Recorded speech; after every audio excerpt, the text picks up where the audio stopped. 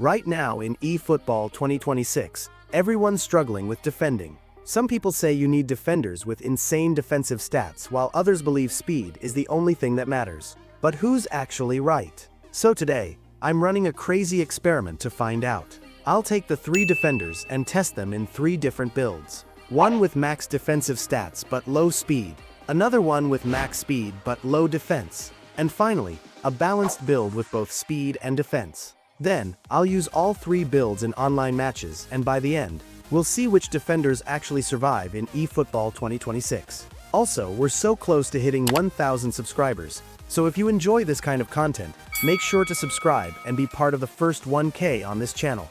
Let's start with the high defense, low speed build. Honestly, this one impressed me more than I expected.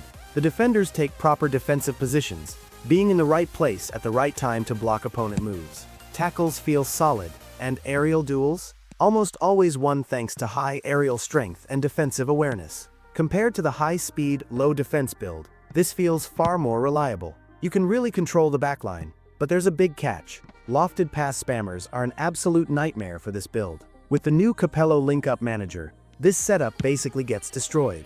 Against normal long lofted and through passes, the defenders handle things fine. But against Capello manager, you're dead. I tried this build in 4 to 5 online matches. Against most players, I didn't concede any goals. But the 2 users with Capello manager completely tore my center backs apart. Just one lofted ball to a striker from the orchestrator, and it's a goal every time.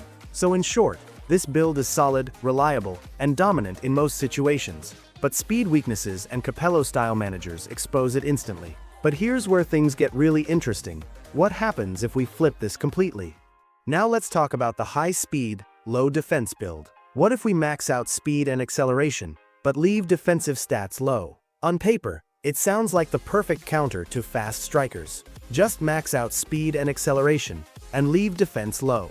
Sounds simple, right? At first, you'd think high speed would save everything. But no, even with crazy pace, my defender couldn't always catch the opponent, because without defensive awareness, he doesn't even react at the right time.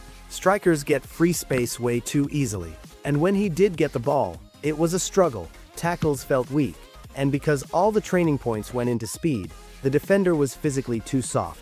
In aerial duels, he stood no chance. Every heading was won by opponent players. Positioning was the biggest problem. He'd often be out of place, giving opponents way too much room to attack. Sure, once in a while he could stop a fast striker just because of raw pace, but most of the time, it wasn't enough to save me.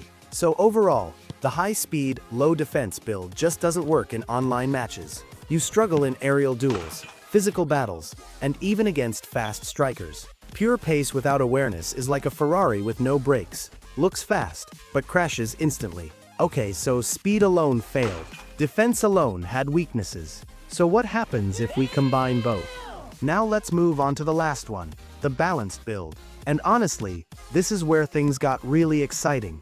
This build feels way better than the high-speed build, and very close to the high-defense one, but with the added bonus of pace. In this setup, all defensive stats are pushed above 90, especially aiming for 94+ defensive awareness and engagement. Add on at least 80+ speed and 80+ acceleration, and suddenly you've got a defender who can handle both air and ground threats with confidence. With this build, I felt way safer than with the other 2. The defenders win balls cleanly, position themselves perfectly, cut off passing lanes, and block shots like machines. You're covered against most attackers, both strong target men and quick dribblers. But the one big weakness remains: Capello's link-up play. A single lofted ball from an orchestrator to a striker can still break even this setup. Until Konami fixes that, every defender will struggle here. Still, compared to the other 2 builds, this one feels far more reliable. If you make sure your defender has 92+ defensive stats with at least 80+ speed and 80 acceleration, your backline will feel rock solid.